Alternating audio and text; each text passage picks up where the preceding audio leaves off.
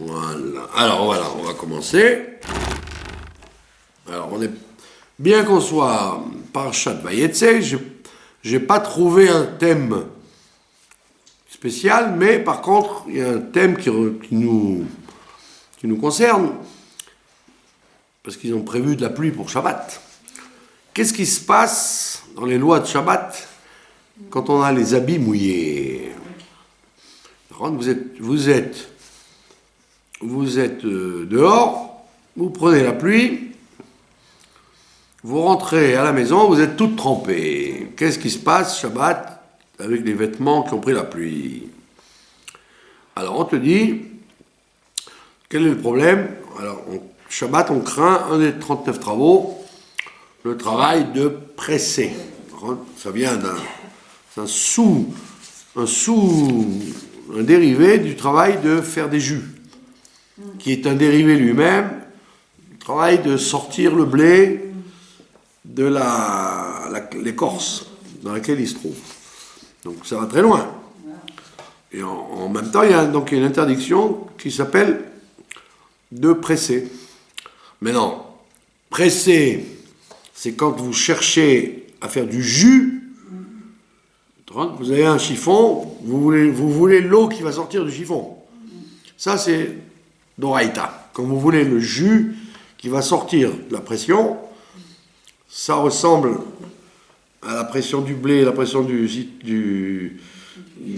comment on appelle ça, des grenades. Donc, quand vous cherchez à tirer le jus de là où il vient, ça s'appelle d'Oraïta. Mais là, évidemment, vous ne cherchez pas à boire l'eau qui est tombée sur le manteau. Mais donc, ça n'est que des rabbanan. Mais vous êtes quand même intéressé à ce que l'eau sorte du l'habit. Et de surcroît, il peut y avoir un rajout de mitzvah dans la mitzvah de lavage. D'accord ? C'est connu que dans l'interdiction de laver du linge, le trempage, c'est déjà appelé lavage. Ça arrive souvent. Vous avez une tache sur une chemise, un truc qui vous dérange, ou la mayonnaise sur un habit. Vous dites, je ne vais pas nettoyer, je ne vais pas frotter. Je vais simplement tremper dans l'eau et sortir.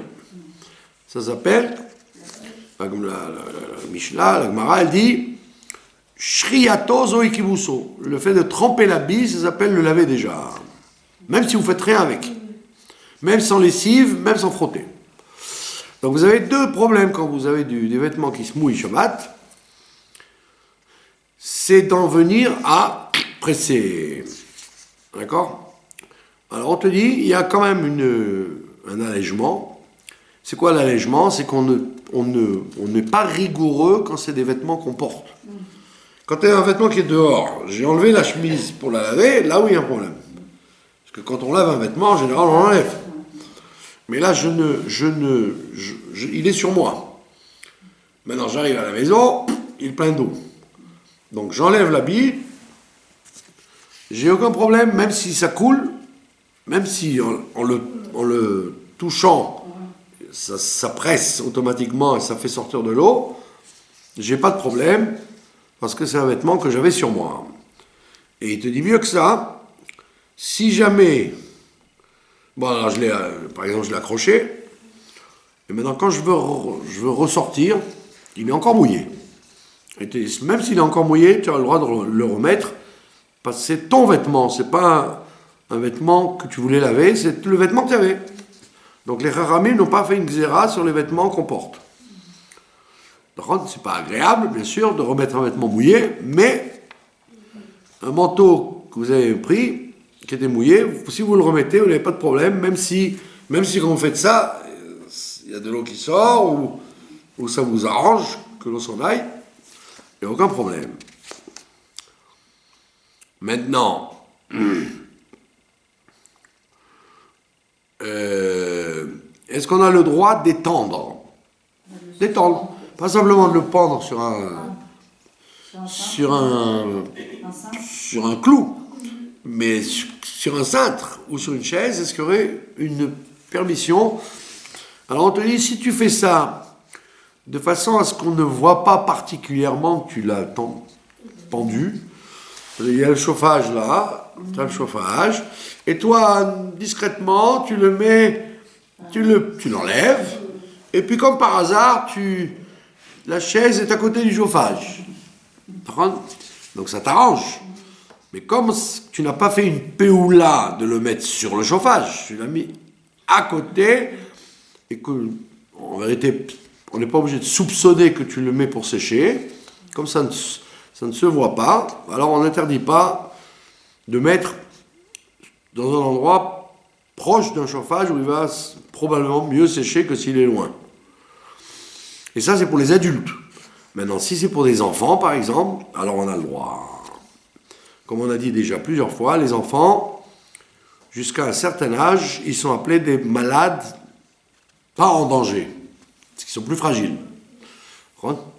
Les enfants, ils s'enrhument très facilement, ils attrapent des problèmes de gorge, etc. plus facilement. Donc les Chachamim considèrent les enfants comme des malades pas en danger, et à ce moment-là, on te permet carrément de mettre l'imperméable de l'enfant ou la veste de l'enfant qui s'est mouillée proche d'un endroit chaud pour qu'il sèche. D'accord? Sauf si le chauffage est tellement chaud que quand tu l'approches, carrément, il peut y avoir de la buée qui sort déjà. Là, on ne te permet pas, on te dit il faut l'éloigner. Quand c'est un chauffage très chaud. Mais si c'est dans un endroit plus chaud, bah ici il fait plus chaud que dehors, ça ne s'appelle pas chauffer, puisque c'est pas un endroit où quand on rentre on dit voilà, il y a un chauffage ici. Il n'y a pas de chauffage ici, mais c'est plus chaud que dehors. Donc la même chose, si c'est un chauffage qui n'est pas trop chaud, on permet de le mettre à côté. Maintenant, troisième cas de figure, il faut que ce soit un matériau qu'on fasse sécher. Donc, si par exemple, c'est un imperméable, quelque chose en nylon, ou comme vous, quelque chose qui est justement fait pour la pluie, donc on estime que ça n'absorbe pas l'eau, donc il y a même une permission de le secouer puisque l'eau n'est pas rentrée dedans. À quel moment ça ressemble à srita? C'est quand l'eau rentre dedans et que j'appuie pour sortir. Ou que, lavage aussi, si c'est une tache qui est superficielle, comme les nappes blanches qui vendent, à l'origine c'est des nappes qui venaient d'Angleterre. Et quand même avec du vin ou du sang ou du chocolat, ça n'absorbait pas, parce que c'était du vrai nylon. Aujourd'hui, c'est chinois, c'est indien, c'est pas vraiment imperméable. D'accord? Donc, si vous avez un vrai imperméable, comme un parapluie, par exemple, un parapluie, l'eau ne rentre pas. Elle est dessus et elle sort. Enfin, elle coule. Donc quand c'est quelque chose qui est en plastique ou en nylon, il y aurait même la possibilité de le tremper, puisque ça n'absorbe pas. Donc à plus forte raison qu'il y a une possibilité de le secouer et de faire sortir l'eau, puisque l'eau n'est pas intégrée, elle est simplement posée dessus. Comme si vous aviez de l'eau sur une table. Si vous faites comme ça, vous n'avez aucun problème, puisque l'eau ne rentre pas. D'accord? Donc c'est le cas de ce qu'on appelle les kawé, tous ces trucs en plastique et en nylon qui sont faits exprès pour la pluie, ou les chassidim qui mettent des sacs poubelles sur la tête.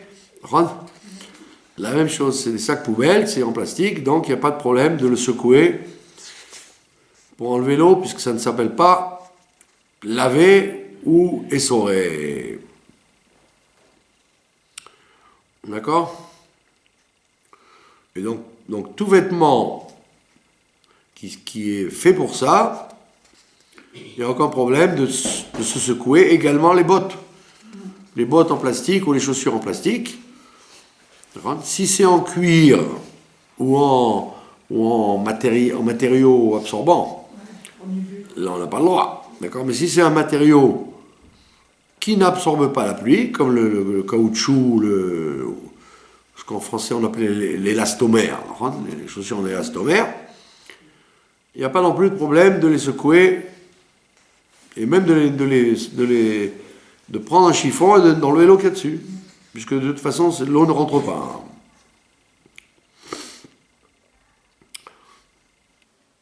Alors,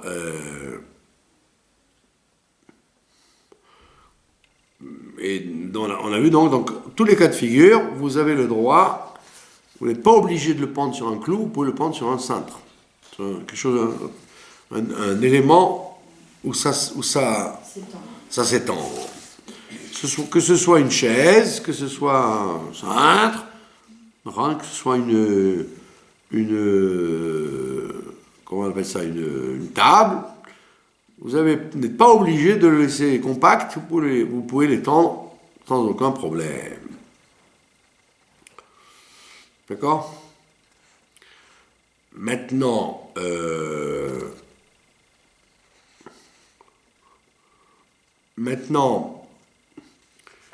il te dit, si jamais tu as transgressé, il n'est pas imperméable, et tu as transgressé, tu l'as mis dans un endroit volontairement très chaud pour qu'il sèche, là on te fait un knas, on te fait une amende, on t'interdit de le reprendre.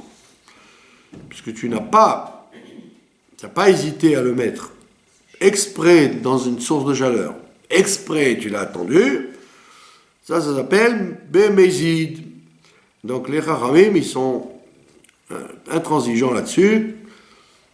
Le Ben Ishraï et tous les Acharonim, ils disent qu'on punit la personne de ne pas remettre le vêtement puisqu'il est tout content maintenant qu'il a séché.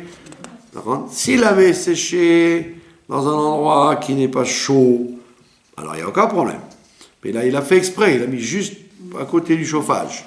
Et il a étendu, comme il a exagéré, on lui interdit de le remettre. Bien qu'il soit tout content d'avoir un vêtement chaud pour prendre sa route. D'accord? Maintenant, si c'est il y a des gens qui sortent avec le talit sur les épaules, alors ils se disent, tiens, en même temps, j'en profite.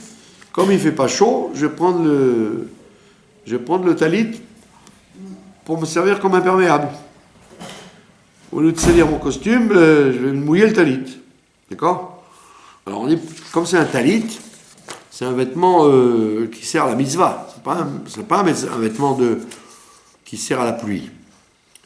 Donc on est moins rigoureux, puisque c'est pas un vêtement de pluie, c'est un vêtement de prière. C'est un beged de tfila.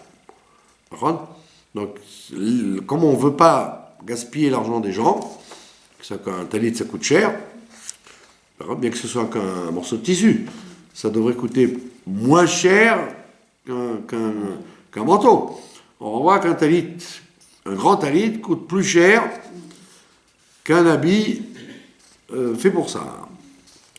Donc malgré tout, comme c'est un habit qu'on n'utilise que pour la tfila, on te permet de l'étendre pour le respecter, pour pas qu'il se froisse et que comme c'est en laine en général, ça va sentir le moisi très vite. Dans les règles du talit, par exemple, plus un talit reste blanc et plus il est synthétique. Si c'est vraiment de la laine jaunit automatiquement avec le temps, même si vous ne faites rien.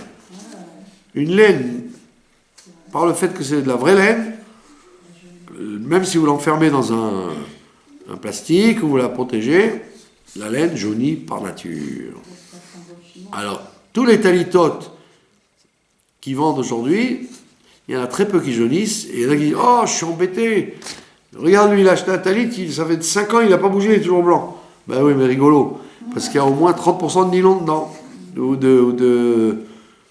Comment on appelle ça? Non, il y a un terme. Là, un fil synthétique qu'on utilisait pour les talitotes. Bon, qui sert à faire les chemises en polyester, vous voyez? Donc, Dafka, s'il reste blanc, c'est parce que c'est pas de la vraie laine. S'il devient de moins en moins blanc, c'est que c'est de la vraie laine et que la kawad, tu as fait une mitzvah, une plus belle mitzvah. Donc, comme la laine, quand vous la mouillez, elle va sentir l'agneau. Donc, on vous permet d'étendre l'habit pour éviter qu'il s'abîme et qu'il sente mauvais par la suite. Voilà. Pas d'autres questions? Maintenant, de plus en plus, de toute façon, par exemple, les poussettes des enfants, les habits sont en général de plus en plus faits en matière synthétique. Donc, il y a de moins en moins de problèmes de Shabbat. Une question, ça a un rapport avec étendre. Quand on a étendu du linge avant Shabbat, et il sèche pendant Shabbat, et on se dit, ah mince, j'avais besoin de ce pantalon justement. Ouais, ça c'est une grande. Est-ce qu'on a le droit d'utiliser C'est un grand chidouche du Rav Shlomo Zalman Auerbach, parce que tout le monde utilise en général l'histoire dont on apprend cette histoire, des figues. Les gens, ils mettaient les figues sur les toits, et ils les laissaient toute la saison, et après, quand elles séchaient, ils les mangeaient. Et donc là-bas, la Mishnah te dit, si tu as mis des figues à sécher sur le toit, tu n'as pas le droit de t'en servir Shabbat. Donc tous les poskim disaient, eh ben voilà, de là on apprend que si tu as fait une lessive et tu l'as étendue avant Shabbat, étant donné qu'au moment du coucher du soleil, c'était mouillé, donc immétable, donc c'est mouktsé jusqu'au Motsai Shabbat. Le Rav Shlomo Zalman, il fait un très beau chidouche. Il dit, mais non, les figues, quand on les mettait, c'était pour toute la saison. On ne les mettait pas pour 24 heures, on les laissait plusieurs semaines. Comme les gens du Sud, ils mettaient des tomates, ou des poivrons, ou des... Ils faisaient comme ça leur cuisine sur les toits, quand il faisait beau à Marseille, ou en Algérie, ou en Égypte, etc. Donc dans les pays chauds, ils étalaient sur le toit, sur des grandes bâches, des légumes, et ils attendaient que la saison passe pour les manger. Là, on comprend, parce que c'est évident que tu n'as pas l'intention, tu l'as mis vendredi, que ça soit sec demain, ça va être sec dans plusieurs semaines. Mais il dit la lessive, c'est pas vrai. La lessive, très souvent, elle sèche quelques heures après. Donc il dit, si tu as mis une chemise, ou une nappe, ou n'importe quoi, qui était entièrement trempée avant Shabbat, et que pendant Shabbat, disons qu'il y a un petit vent doux, dans la nuit qui a séché ta chemise ou ta nappe, il dit, il n'y a aucun problème, ça ne s'appelle pas mouktsé parce que tu n'as pas, de façon déterminée, éliminé de ta tête de t'en servir. Que si ça sèche, et souvent ça sèche, on voit bien que un enfant qui va à l'école, par exemple, sa mère, elle lui lave sa chemise en disant, bon, je te l'accroche, demain matin, tu la mettras. Donc elle sait très bien que la nuit, ça sèche. C'est pas très, très surprenant. Donc il suffit que l'air soit sec, même s'il fait froid. Il suffit que l'air soit sec, ça sèche. Et donc le Rav Shlomo, il dit, aucun problème. Même si tu as eu la bonne surprise de voir ton linge sec, eh ben tu as le droit de t'en servir pendant Shabbat. Et il n'y a pas le principe quand c'est mouktsé au début, c'est mouktsé tout le temps. C'est valable quand c'est mouktsé, comment on appelle ça, avec l'idée que ça ne va pas sécher. Comme la même chose d'une serviette. Tu vois bien, le vendredi soir par exemple, les gens ont fait les tilas dans la cuisine, il y a plein de gens qui sont passés, et dans la soirée, tu vois que la serviette elle est très mouillée. D'accord ? Alors tu as le droit de l'étendre, parce qu'elle va sécher dans les heures qui suivent. C'est pas une grande plus grande surprise. Donc tu ne peux pas dire, je l'ai rendue mouxée parce qu'elle est mouillée, je ne peux plus en servir. Elle n'a jamais été mouxée. Donc le temps qu'elle n'est pas praticable, elle n'est pas praticable, ok, c'est mouillé, c'est mouillé. Mais dès que ça sèche, elle redevient à son état premier d'être praticable. Et voilà. Une autre question. Vous disiez le lavage, on ne peut pas faire le lavage. Mais quand un enfant, par exemple, ça m'est arrivé, il a vomi dans le lit pendant la nuit de vendredi. Qu'est-ce que je fais du drap, des vêtements qui sont remplis, qui sont affreux? Est-ce qu'on a le droit de faire la douche comme ça pour enlever dans la baignoire? Ou est-ce qu'on doit mettre dans un sac et tout enfermer? Qu'est-ce qu'on fait en fait de tout ce qui est... Non, on dit si ça sent mauvais. Ouais, ça sent mauvais. Si ça sent mauvais, alors on a le droit comment on appelle ça, avec un... Non, pas avec de l'eau. Avec un chiffon sale, par exemple, d'enlever tout ce qui est dégoûtant, et après le mettre dans un sac. Mais on ne peut pas mettre l'eau comme ça. Non, parce que vous le lavez. Ouais. Sauf si c'est un drap imperméable. Non. Il y a des fois des draps qui sont pas vraiment... Oui, qui prennent pas vraiment l'humidité. Si vous êtes sûr qu'il est imperméable, c'est bon. Si vous n'êtes pas sûr du tout, alors vous le nettoyez. Parce que tant qu'il n'y a pas d'eau, tant que vous n'utilisez pas l'eau, vous frottez avec un truc sale, par exemple une brosse même, si vous voulez. Donc vous n'avez pas nettoyé, après vous enlevez, et vous pouvez jeter dans l'eau. Et après vous mettez où vous le mettez à l'air ou vous le mettez dans un sac. C'est des choses qui arrivent tous les jours, ça. Voilà. Maintenant, on est dans la paracha de Vayetse. Dans Vayetse, qu'est-ce qui va se passer? C'est que Yaakov Avinu, il quitte Beersheba et il va, sur l'ordre de son papa et sa maman, il va chez son tonton, Lavan, l'araméen. Et c'est pas l'oncle Sam qui vient avec des cadeaux et des chewing-gums. C'est un monsieur très malhonnête et qu'il va falloir qu'il fasse avec lui pendant 20 ans. Alors, maintenant, qu'est-ce qui se passe? Si vous avez fait attention, à la fin de la paracha d'avant, d'accord, il y a écrit Vaishlar Yitzhak et Yaakov. Yitzhak, il a envoyé son fils Yaakov. Vayeler Padena Aram, il a envoyé à Padam Aram là-bas. El Lavan ben Betuel, chez Lavan ben Betuel, à Arami, l'araméen, Achi Rivka, le frère de Rivka, et Yaakov et Esav, qui étaient en même temps la mère de Yaakov et Esav. Évidemment, Rashi saute là-dessus et dit Eni Yodea ma melamdenu, je ne sais pas ce que ça vient m'apprendre. Je sais très bien, on a parlé plusieurs fois de ça, que Rivka, c'est la sœur de Lavan à Arami. Et je sais très bien que Rivka, c'est la maman de Yaakov et Esav. Qu'est-ce qui vient le verset nous apprendre, Rachid te dit? Tu me répètes des choses que je sais déjà, tu m'as rien appris. Tu m'aurais dit, là, Yitzhak a envoyé Yaakov à Padena Aram chez Lavan, c'est tout, j'aurais compris. Mais tu me dis, chez Lavan, l'araméen, le frère de Rivka, la maman de Yaakov et Esav. Pourquoi faire? Et surtout que Rachid dit, je ne sais pas à quoi ça me sert, je ne sais pas ce que ça vient m'apprendre. Alors il y a un des commentateurs de Rachid, un des principaux commentateurs de Rachid, il dit, où est la finesse? La finesse, elle est là-dedans. C'est que quand quelqu'un se marie, écoutez bien ça, quand quelqu'un se marie, la majorité des enfants ressemblent aux frères de la mère. Quand quelqu'un se marie, on apprend ça avec Aaron à Cohen, il s'est marié avec Elisheva, la sœur de Nachshon ben Aminadav. Là-bas, on te dit, on a besoin de préciser qui c'était le beau-frère.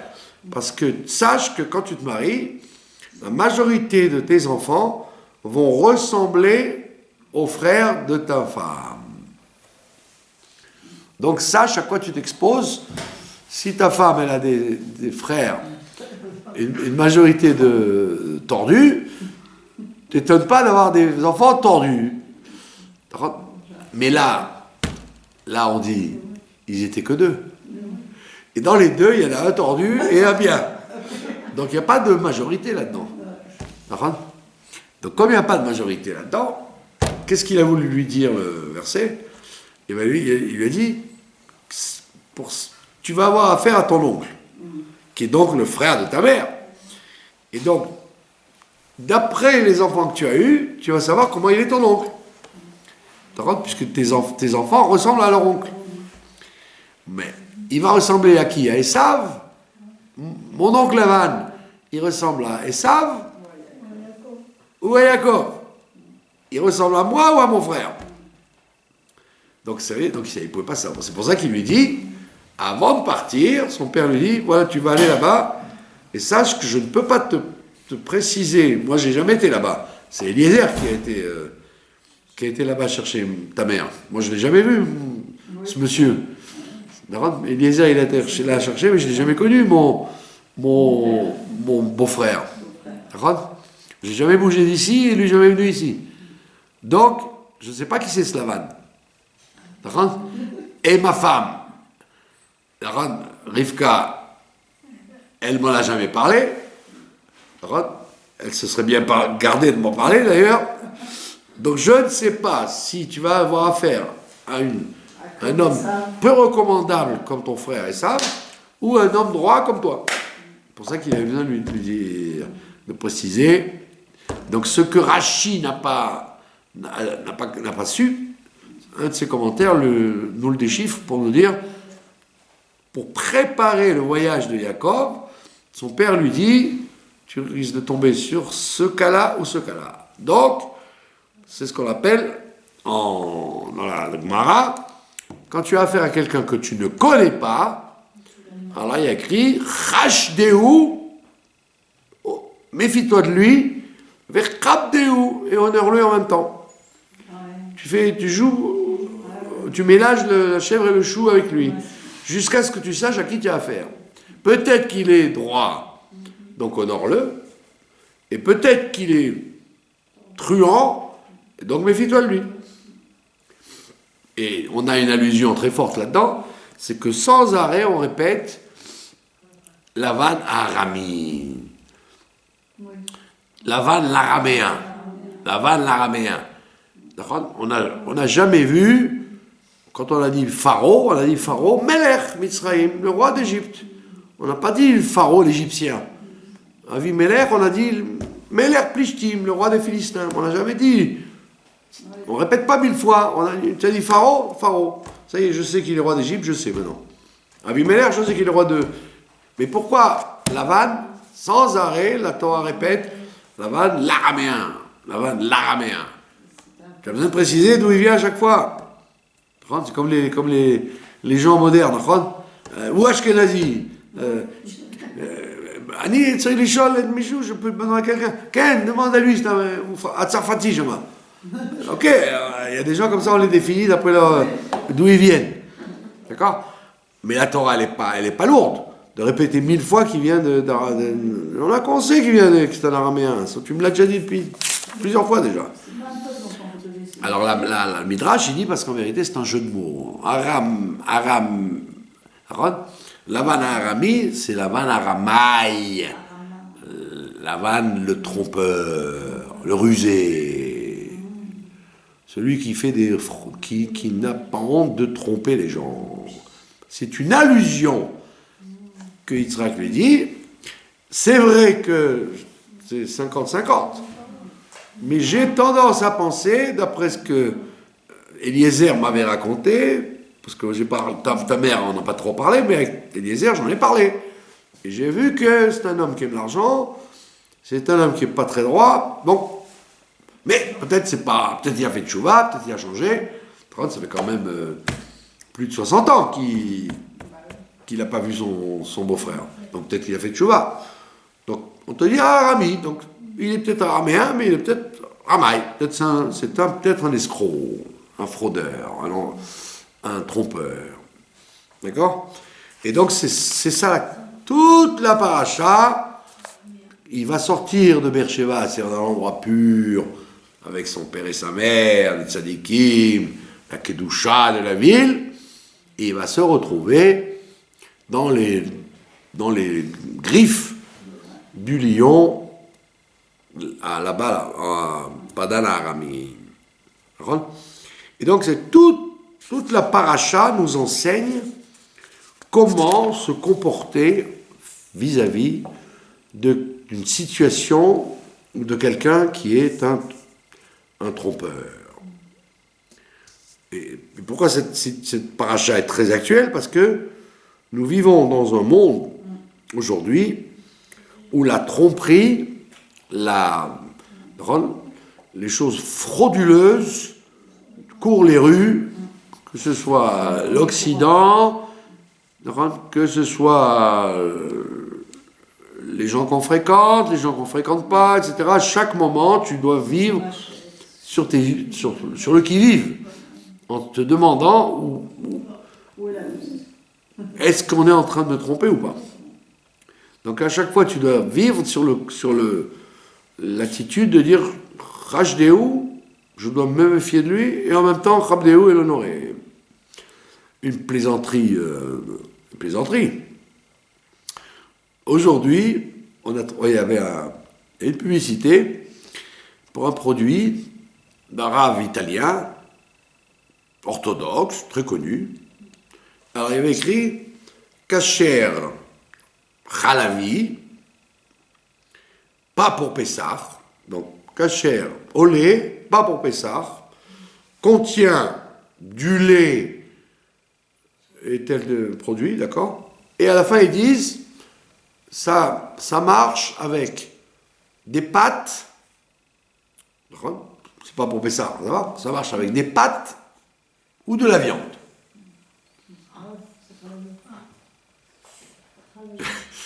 Ben, il faudrait peut-être trembler. Ils te disent, il y a du vrai lait, c'est pas que c'est une imitation du lait, c'est du vrai lait, et il te dit à la fin, ça marche avec des choses à la pâte, quoi, ou alors des choses à la viande. Bien sûr, bravo. Un rave orthodoxe très connu, c'est pas une... Et en dessous, évidemment, l'autorisation de la rabbanout d'Israël pour faire entrer le produit. Alors je dis, attends, ils ont lu ce qu'ils ont écrit ou ils n'ont même...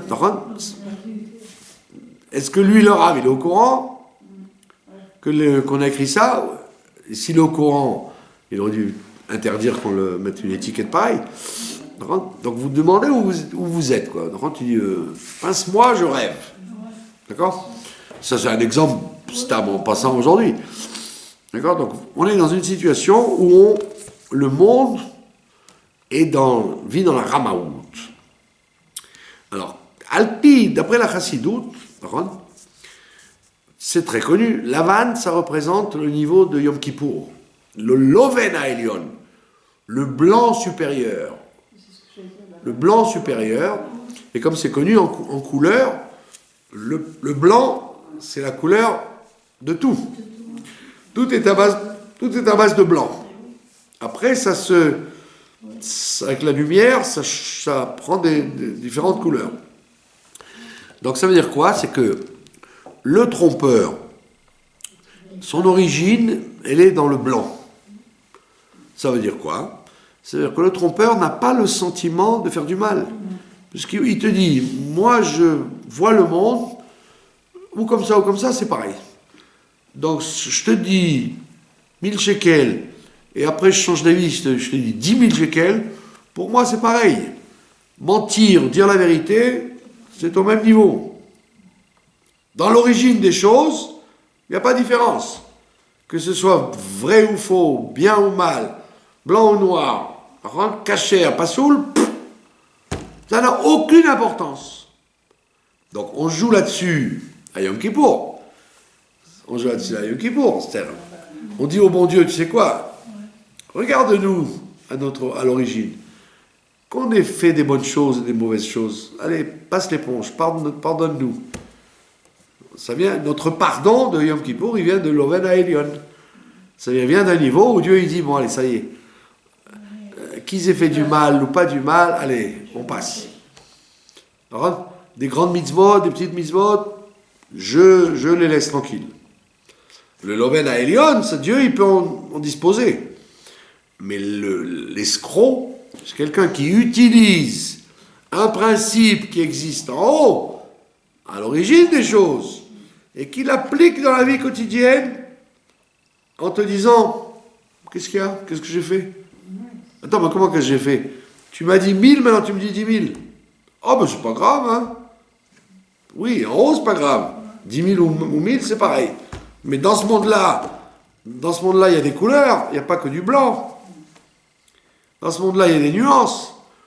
Donc, ce qui me dérange, toi, ça t'est complètement égal, parce que pour toi, tu vis dans le monde de la Vanarami. C'est pour ça que le monde d'aujourd'hui, pourquoi c'est vicieux? C'est parce qu'on te fait croire que le bien ou le mal, telle chose, pourquoi tu t'étonnes? Qu'est-ce qui te dérange? Tu t'étonnes pas. Comme on dit tout le temps en ce moment, les homosexuels, il y a 30 ans, 40 ans, 50 ans, 100 ans, c'était une catastrophe. On s'en moquait, ou on les insultait, ou on les critiquait, ou on n'en parlait pas. Pitom vient, aujourd'hui, le monde moderne, occidental, et tu dis, mais qu'est-ce qu'il y a? Qu'est-ce qu'ils ont fait? Qu'y a-t-il de mal? Donc ça veut dire que tu veux transbaluter le monde d'en haut, où rien n'a d'importance, comme a dit la Gemara, qu'est-ce que ça peut faire au bon Dieu que tu tues l'animal par le cou ou que tu le tues par la queue? Pour le bon Dieu, l'Oerpat, il a écrit, il s'en fiche, ça lui est égal. Donc en haut, ça lui est égal. Mais dans ce monde-là, il t'a dit on vole pas, on fait pas ça, il y a des règles. Alors ne me dis pas, il n'y a pas de règles, d'accord? Parce qu'en haut, il n'y a peut-être pas de règles. La preuve, c'est qu'avant Matan Torah, d'accord? Avant Matan Torah, on pouvait épouser sa sœur, d'accord? Il pouvait y avoir des tas de choses qui se passaient, mais quand le monde change, s'il y a un créateur, il peut changer les règles. Et quand il change les règles, tu ne peux plus dire, moi je fais comme avant. Donc, dans l'exemple de l'homosexualité, qui est aujourd'hui une insulte, quand vous dites à quelqu'un, quand vous osez dire sur quelqu'un méchamment, tu te rends compte, il est homosexuel, ben on vous fait un procès, on vous attaque.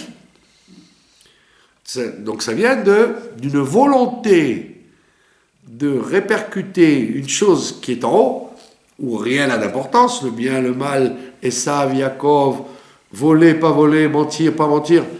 Tu répercutes ça là-haut en le disant, ben, même ici c'est bon. Et donc c'est le rôle de Lavan. Lavan, il lui dit, épouse ma fille, après ben, je change. On ne fait pas comme ça chez nous, on prend l'autre. Il travaille 7 ans, allez non, on travaille 20 ans. Les agneaux blancs, les agneaux... Toutes les règles n'ont aucune valeur. Mais ce monde-là, il n'est pas viable. Tu ne peux pas vivre dans un monde où il n'y a pas une règle. Sinon, comme toi, tu me fais la chose, d'accord, de me dire, mais pourquoi tu t'étonnes? Je t'ai dit demain? Ben non, c'est demain, c'est après-demain.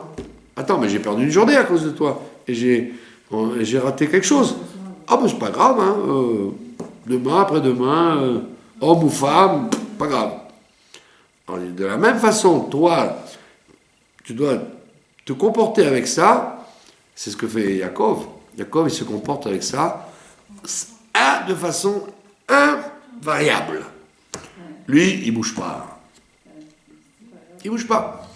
Tu aurais pu dire que c'est ce que font les gens. Puisque on me roule, je roule les autres. Puisqu'on n'arrête pas de me mentir, je mens à tout le monde. Ah non, C'est ce qu'il dit Yitzhak à son fils. Fais attention, toi tu t'appelles Yaakov Ishtam. Tu es un garçon intègre.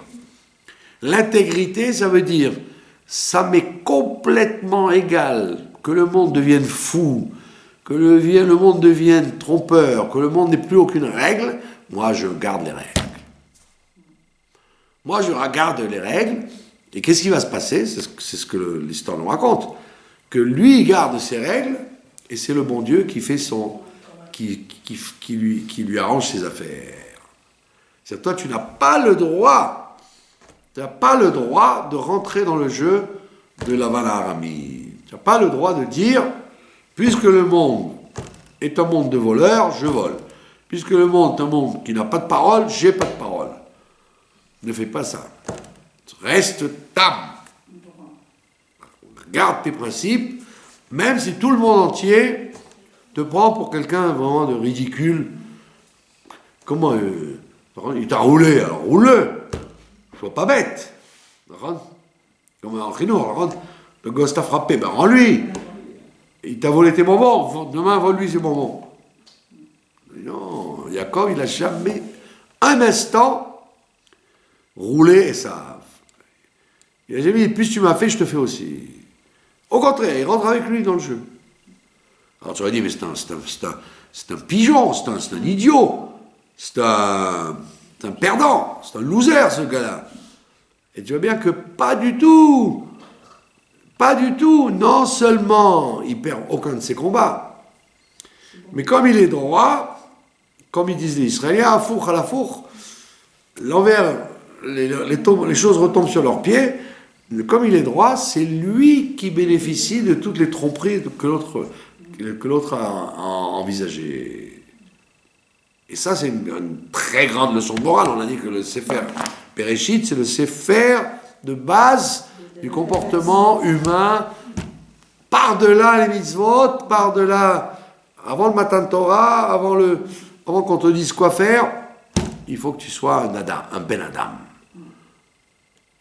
Or, Yaakov, il a écrit dans la Chassidoute, le rabbi Rachab, le rabbi précédent, il dit aussi que quand sa mère lui a dit « Tu vas tromper ton père », il n'y a pas le choix, il faut que tu te déguises et que tu dises « Tu es Esav » et que tu dis, que tu fasses toute une embrouille. Il a écrit dans la Chassidoute qu'il a fait un Messirut Nefesh, il a donné sa vie parce que c'était le contraire total de ce qu'il était lui-même. Pour lui, c'était la halakha, blanc c'est blanc, noir c'est noir, ça ne bouge pas, je suis Ishtam, Yoshev Alim. Pitom, sa mère, elle lui dit, moi je suis de là-bas, les embrouilles, ça me connaît, je prends sur moi. Et son père, il lui dit, Kol hakavod, tu as été capable de faire ce que Esav il fait tout le temps, de tromper les gens, comme il essaie de me tromper ton frère tout le temps, tu as été capable de le faire, ça veut dire que tu peux le faire, mais le chidouche, il est qu'il a fait Messirut Nefesh. Quand tu es obligé de faire des tromperies, ça doit te déranger profondément. Et il l'a fait que parce que sa mère lui a dit, elle lui dit, s'il y a une malédiction, je la prends sur moi. Donc on voit bien que, quand on fait Messirut Nefesh, c'est le contraire de ce qu'on est. C'est pas qu'il est devenu, ah tiens, j'ai pris goût, je suis devenu une crapule moi aussi. C'est agréable de tromper les gens. Pas du tout.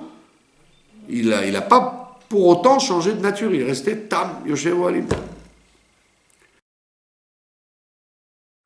Donc son père lui dit, fais attention, tu vas aller là-bas. Donc sache avec qui tu as affaire. Donc si tu as affaire à un roublard, un trompeur, ne raconte pas ta vie et sois méfiant, mais ne sois pas comme lui. Parce que je sais que c'est dur pour toi. Tu l'as fait, tu as démontré que tu es capable de tromper, mais ce n'est pas ta nature et tu dois garder cette nature droite de ne pas tromper. Donc c'est en quelque sorte un exercice, une fois qu'il a fait avec son père, l'exercice qui a marché, on doit lui dire, puisque c'est pas ta nature, tu vas aller là-bas et tu vas continuer dans ta nature de ne pas tromper les gens. pas prendre le pli. Ah ben je l'ai fait avec mon père, change d'habit, comme on dit en français, retourner sa veste. Donc c'est ce qu'il a fait, il a retourné sa veste, il s'est habillé dans les habits de Nimrod, d'Esav, qu'il avait volé à Nimrod, mais il a fait rien que parce que sa mère l'a dit. Mais après il les a enlevés. Après il a dit non, c'est pas moi ça, moi je suis pas capable de ça. Donc on lui dit, là-bas tu avais une shlichut, maintenant tu n'as plus cette shlichut, tu as la shlichut de te marier, toi tu restes droit, tu fais ce que tu as à faire, et laisse maintenant le bon Dieu faire. Et donc c'est pour ça que lui il est très très yéké. Il dit à Lavan, je veux ta bitra, Rachel bitra aktana. Rachel, ta fille, la petite. Donc c'est en termes juridiques, j'ai bien précisé ce que je veux. Je t'ai pas laissé la porte ouverte à un changement. Et Rachiti, malgré tout, il a roulé. Et tout le temps, il le roulera pendant 20 ans. Mais toute la philosophie de l'histoire, c'est de dire, si tu as affaire à un rouleur, ne roule pas. Ne rentre pas dans ce jeu en disant, puisque c'est la règle, tout le monde le fait. Il n'y a rien de mal, tout le monde le fait. Donc je suis plus un... Donc je transgresse rien, je calque mon comportement à ce que l'humanité fait. Il dit non, ne fais pas ça. Reste droit, parce que ça ne paye pas. La fraude ne paye pas. Au contraire, elle se retourne contre toi, et comme un boomerang, tu vas le prendre dans la figure. Alors que si tu restes droit, c'est Dieu lui-même qui va te faire des tricks pour que tu gagnes. Comme l'histoire de la fin. Quand il lui dit « Je m'en vais, mais je voudrais travailler pour moi d'abord avant de partir. » Et à ce moment-là, on dit tous les soirs, il y avait des changements de brebis, il y avait des phénomènes d'élevage qui se passaient sur les animaux indépendamment des combines de Yaakov. Il n'a fait aucune combine. Il lui disait, je garde les blanches, tu prends les noires. Il dit, ok, je garde les noires. Ok. Et dans la nuit, il a changé d'avis, non, je vais prendre les blanches, je vais prendre les noires, je vais lui donner les blanches. Et le lendemain matin, il dit, bah tiens, mais je comprends pas. Elles sont blanches alors qu'on avait dit noires. Il dit, moi j'ai rien fait, hein. Il y a des phénomènes comme ça. Donc le piège que faisait le piège que faisait Lavan lui est retourné contre lui, et Yaakov s'est enrichi indépendamment des ruses de Lavan. Le Sforno, il dit, il a changé 10 000 fois pendant 20 ans, 10 000 fois, montre en main, de programme. C'est, en français, il le rendait fou, quoi, ça veut dire. Il le rendait fou toutes les heures, il disait, bon, c'est pas la même chose. Hein. Alors, qu'est-ce que fait quelqu'un dans cette situation-là? En général, il dit, ah, tiens, oh, tu veux me rouler? Eh ben, on va être deux. Tu veux jouer avec moi, je vais jouer avec toi. La Torah te dit, ne fais pas ça.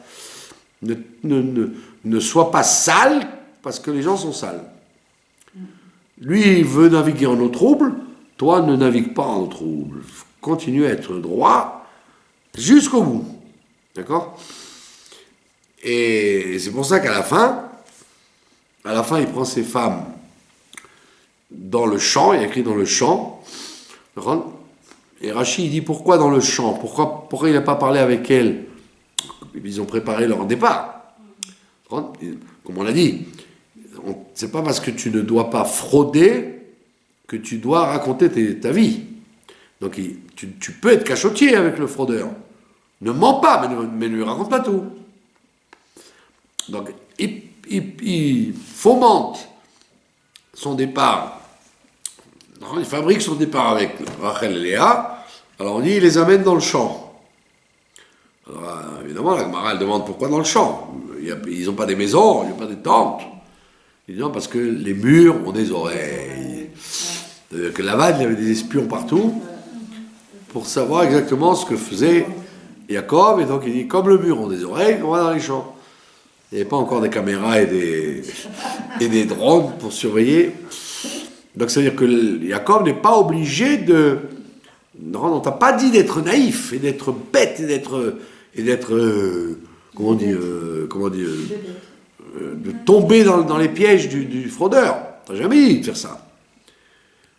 Donc il prépare son départ et qu'est-ce qu'elles disent Rachel et Léa?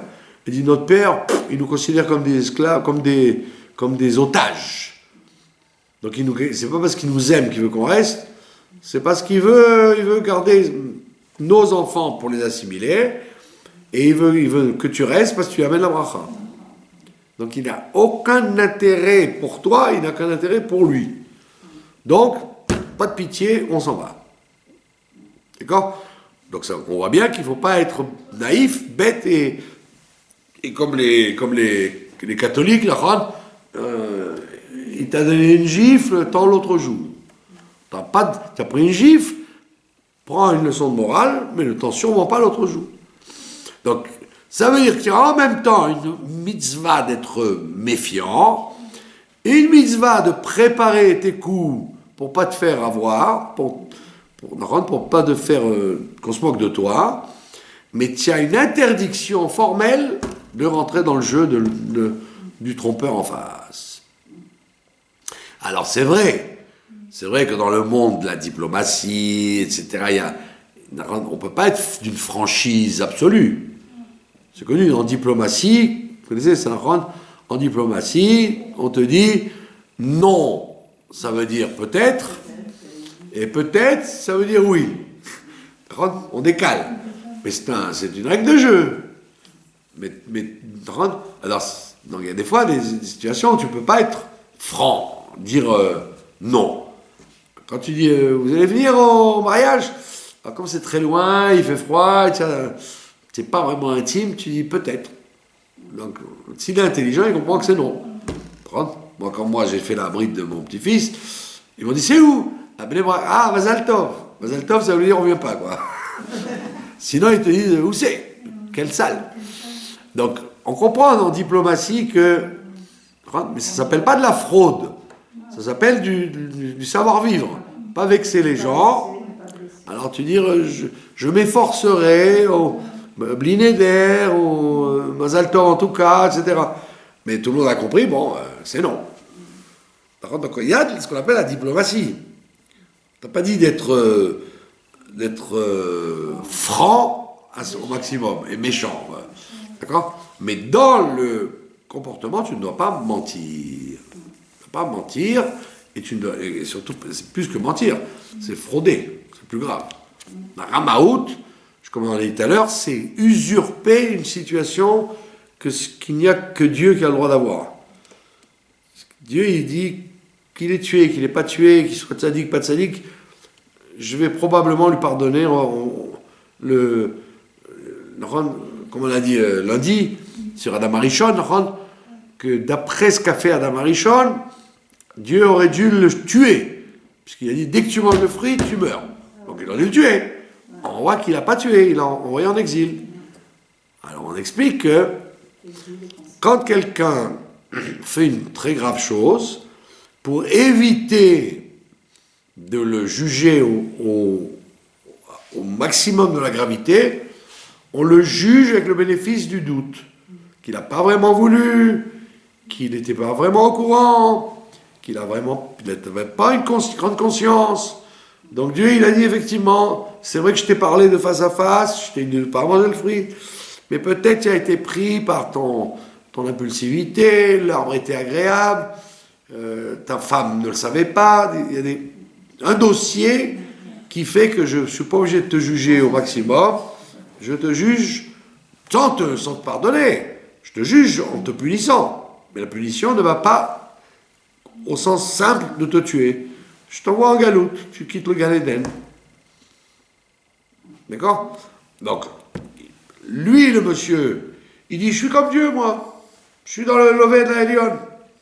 Dans le Loven Haelion, que je dise blanc ou que je dise noir, après je dis, moi je te dis ça. Et alors? C'est pas grave. Alors, ça, c'est une politique, la Ramaout, c'est une politique qu'un juif croyant ne doit pas avoir. Il doit savoir qu'il y a un juge, qu'il y a une justice, qu'il y a des comptes à rendre, et que tout est marqué, et que toi, tu n'as pas à rentrer dans la crapulerie s'il y a des crapules.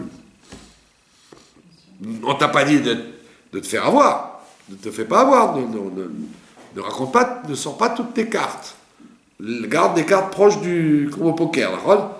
Proches de toi, pour pas que les gens voient ce que tu penses et ce que tu vas faire. Ça, c'est vrai. Tu as une stratégie, comme Yaakov, il a une stratégie. Il est pas... ouais, bon, d'accord, allez, laisse-moi, tonton, c'est bien, je te crois. Pas du tout, il a une stratégie. Ne pas se faire rouler, mais c'est Dieu lui-même qui vient rentrer à chaque fois. Et la preuve, c'est qu'à la fin, Lavan, il dit, je ne peux rien faire, tu es plus fort que moi. Ça veut dire qu'il reconnaît à la fin du parcours que la tromperie ne lui a servi à rien. Il a voulu garder ses filles, elles s'en vont, il a voulu garder les petits-fils, ils partent, il a quand même gagné, grâce à Jacob, il est devenu très riche.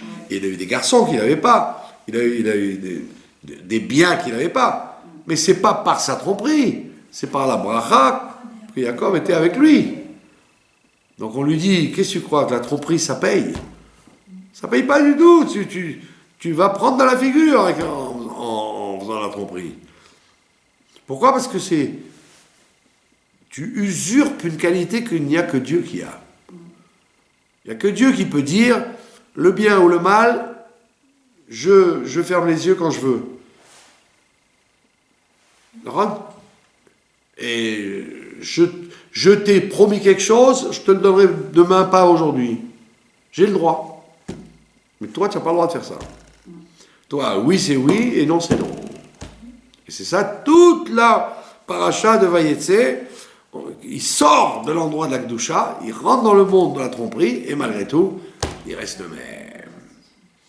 Il passera 20 ans, pardon. C'est ce qu'il dira à Esav d'ailleurs, quand il rencontrera Esav. Voilà, parce que tout le monde croit que dans les mains de Lavan, c'est sûr que tu vas devenir comme lui, tu vas être englouti dans la tromperie. Et nous aujourd'hui qui vivons dans une situation où c'est tellement à la mode d'être malhonnête, de raconter n'importe quoi vous auriez dit, bon, au moins, ouf, on respire. Non, les chatranim, ils te racontent. Comment elle est, la jeune fille? Oh, comment il est, le garçon? Oh, c'est le top. Les gens n'arrêtent pas de baigner là-dedans, et puis ils disent, non, mais tout le monde fait ça, je vais le faire aussi. Ils se font appeler rave, ou milliardaire, ou homme d'affaires, ou truc. Et tu sais plus, comment dire, à quel saint te vouer. Que ce soit les occidentaux, les orientaux, les juifs, les goïs, les religieux, les athées, les blancs, les noirs. Donc, on te dit, politique classique, méfie-toi et honore-le en même temps. Tu n'as pas peut-être qu'il fait partie de la grande majorité des trompeurs, peut-être que non. Peut-être qu'il fait partie des îlots de gens qui resteront droits. Méfie-toi quand même. Méfie-toi quand même. Ne le laisse pas seul dans ton coffre. Ne le laisse pas fouiller tes poches. Ne signe pas un papier que tu ignores. Méfie-toi. C'est ce qu'a dit Yitzhak. Méfie-toi avant de partir. Je ne peux rien te dire comment il est là-bas. Je ne sais pas. Maintenant, tu t'es rendu compte que tu es entouré de Lavan partout. Blanc, plus blanc que blanc, d'accord? Plus trompeur que trompeur, d'accord? Et que tu te dis, attends, mais je suis isolé. Je suis isolé. Donc la seule solution, c'est de faire comme tout le monde. On a dit comme l'autre fois, Noach. Même si tu es tout seul, reste tam. Reste être tam. Ça veut dire c'est significatif de se faire rouler, de perdre. Non, comme disaient les vieux d'avant, quand on est trop bon, on est... D'accord? Ta bonté te perdra. On te dit non, t'inquiète pas. Puisque tu es tam, laisse le bon Dieu régler tes comptes. Laisse-le. Bien qu'il ne dormait pas la nuit, Yaakov, il ne dormait pas la nuit parce qu'il il prenait des tranxènes pour des calmants avec son beau-père. Pas du tout, il ne dormait pas la nuit parce qu'il était honnête. Il surveillait les bêtes, comme il a dit, travaillait jour et nuit, droiture. Mais, ce que toi, tu ne peux pas faire, Dieu va le faire pour toi. Tu es tombé sur une banque ou un magasin ou une personne, une femme, un homme qui veut te rouler, ne te laisse pas rouler, mais ne rends pas la monnaie de la pièce. Ne descends pas au niveau où les gens sont. Et garde tes idées. Même si les gens se moquent de toi, parce que mais vous êtes vieux jeu. Mais vous êtes vieux jeu. Alors, comment vous êtes contre cette truc-là, monsieur? Allons, mettez votre temps, aujourd'hui. Non, il n'y a pas mon temps ou le temps d'avant. Si c'est comme ça doit être comme ça. Mais vous êtes tout seul. Tu vas vivre dans une île déserte? Non, je vis au milieu de la société, comme lui. Il vit avec les gens de Padan Aram, mais il ne plonge pas une seconde dans leur méthode. Et pas seulement ça, ses femmes et ses enfants, il a construit des générations entières de gens droits. C'est ce que dit Yarkashi, qui ne volaient pas, ils n'allaient pas paître dans les terrains des autres. Oui. C'est-à-dire qu'ils ne sont pas du tout influencés par l'atmosphère du grand-père. Et le grand-père, on aurait pu leur dire, écoutez mes enfants, ici c'est comme ça qu'on fait. Bimkomé, nous, dans cet endroit-là, on fait comme ça. On a l'habitude de raconter n'importe quoi et de vivre au mensonge. Et ils lui disent, papy, merci, bravo papy, mais nous on ne fait pas comme toi. Et c'était leur grand-père, c'était pas un étranger. Donc tous les Shabbats, ils devaient être à table avec lui, et les fêtes, ils devaient faire ensemble, et pourtant, ils ont mis les barrières très claires. D'accord ? Et vous voyez cette politique, dès que la paracha commence. Dès que la paracha commence, on peut se poser une grande question. Quand il arrive après le rêve, etc., le rêve de l'échelle, etc., il arrive à Padan Aram, il voit les bergers qui font rien. Ils font rien. Au lieu de faire pète le troupeau, et lui, il vient. De quoi il se mêle? Il vient, il commence à se mêler. Leur dire, je ne comprends pas, vous ne travaillez pas, si vous êtes des salariés, la nuit n'est pas finie, si vous êtes des indépendants, vous perdez de l'argent, qu'est-ce que c'est que ça? De quoi il se mêle? Un étranger, il vient, il commence à faire la loi, il se prend pour Zorro, de quoi il se mêle? C'est très désagréable. Il y a plein de gens comme ça. Ils rentrent, ils ouvrent les fenêtres, ils commencent à mettre de l'ordre. Je dis, attendez, monsieur, asseyez-vous. Quand on vous demandera votre avis, vous le donnerez. Pour l'instant, vous n'avez rien demandé. Alors, tu vois bien que... Donc, c'est étonnant, cette politique de Yaakov qui vient... Premier abord. D'entrée de jeu, il commence à faire de la morale aux gens. Parce qu'il a dit, mon père m'a prévenu. C'est un pays de roublards. Alors, peut-être c'est des roublards. Pendant que le patron ne les voit pas, ils font rien. Et après, ils vont rentrer. Oh, d'ailleurs, on a donné à manger aux bêtes. Donc, on voit tout de suite qu'il essaie de savoir à qui il a affaire. Qu'est-ce que vous faites là? Vous travaillez, vous êtes des... Donc, tout de suite, il a mis les jalons pour savoir à qui il a affaire. Et ils lui répondent, bah, tu sais, parce que la pierre elle est trop lourde, on ne peut pas soulever la pierre.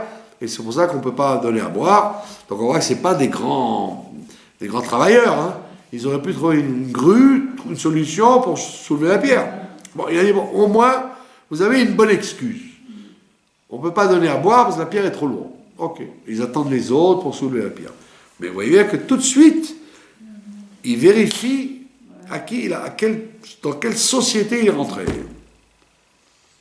S'il rentre dans une société où il y a des règles d'honnêteté entre les ouvriers et les patrons, etc.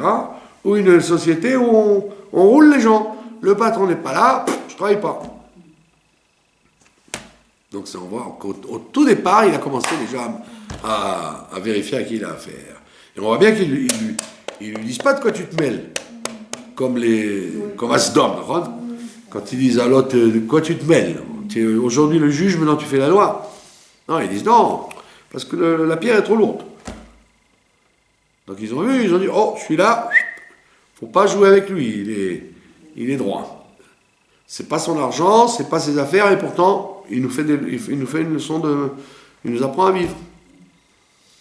Donc on voit bien que Yaakov, tout seul, c'est une épreuve pour les grands Isaïon de quitter la maison familiale avec le Beth Midrash.